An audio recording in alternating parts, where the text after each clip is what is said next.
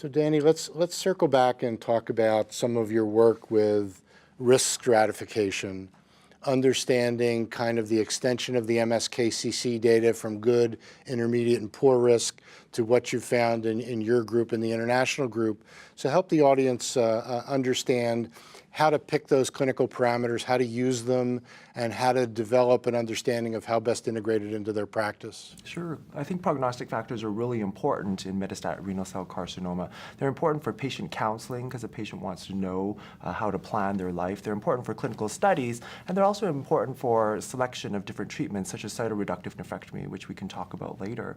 The prognostic factors that we use are the IMDC criteria, which include 2 clinical criteria, the Karnofsky performance status less than 80%, a diagnosis to treatment interval of less than 1 year, and 4 laboratory criteria that are really easy to collect, the hemoglobin being low, platelet count being high, calcium being high, and a neutrophil count being high.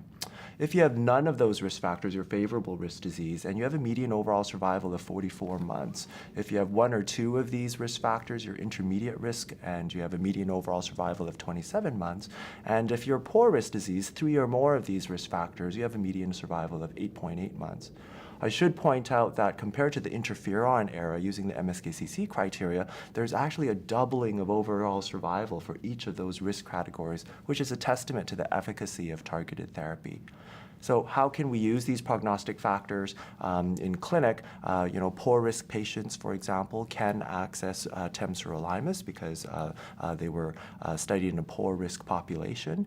And also, we'll talk about later about selection of patients for cytoreductive nephrectomy. So Chuck, how do you in your practice take some of the work that Danny, Brian, and Jan have put together and talk to your patients? Do you tell them about their risk factors? Do you just measure it and document it in the record? Do you?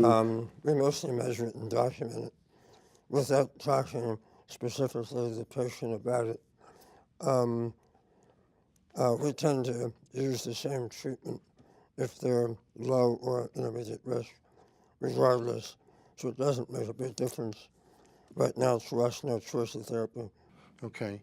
And Brian, do you find that when you're treating a patient with newly diagnosed disease based upon risk factors, that you're more tolerant of the agent that you're using if you know you have more time to deliver it in a good prognosis patient as opposed to an intermediate or poor? Or is it really just, the therapeutic index for that individual patient? I mean, I think it's the latter. I'm not sure I've ever thought about that, but I think it's the latter that, for any patient, you're trying to optimize the therapeutic index. For some patients, it's going to be more critical. So for instance, we'll talk later about second-line therapy and axitinib and titration. I might be a bit more aggressive in titration if somebody has, quote-unquote, more aggressive disease, because they may not have the luxury of time for me to tinker with doses.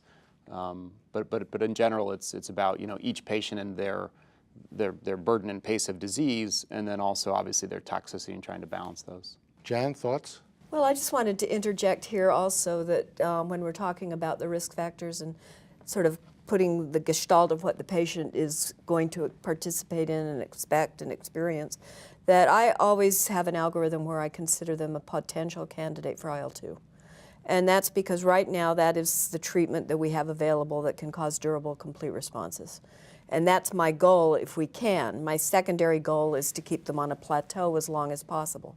But I see that as the role of the TKIs and the mTORs, is that plateau. Whereas with high-dose IL-2, a small fraction of those patients may be disease-free for decades. So help us understand, what are the criteria embedded in the Heng or embedded in the MSKCC risk criteria that allow you to extract out the potential high-dose IL-2 candidate?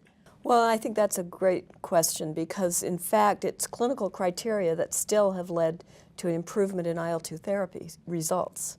Not any measurable laboratory phenomenon, but it's performance status, basically ECOG 0 or Karnofsky 190 to 100%.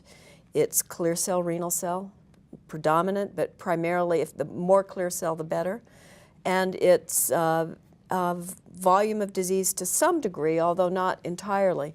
So it's really clear cell and performance status that decide the best outcome for IL-2, I certainly am going to take someone with smaller disease burden and perhaps younger with no medical comorbidities for IL-2 before I would consider putting them on a TKI.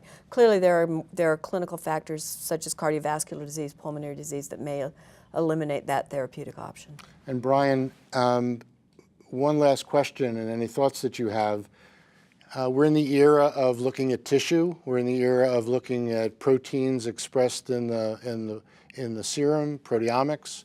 We're getting to metabolomics and other measures of biomarkers. Are they ready for prime time? Should the practicing physician be aware of anything specifically that they can use to help identify patients at risk? I mean, I think the short answer is no. I don't think they're ready for prime time. You know, similar to sort of in the IL-2 era of looking for things that would predict, and as Jan just said, it really comes back down to just basic clinical factors. You know, we've been looking really for the last 10 years of targeted therapy at other factors that might predict response. Single nucleotide polymorphism, sort of natural genetic variation.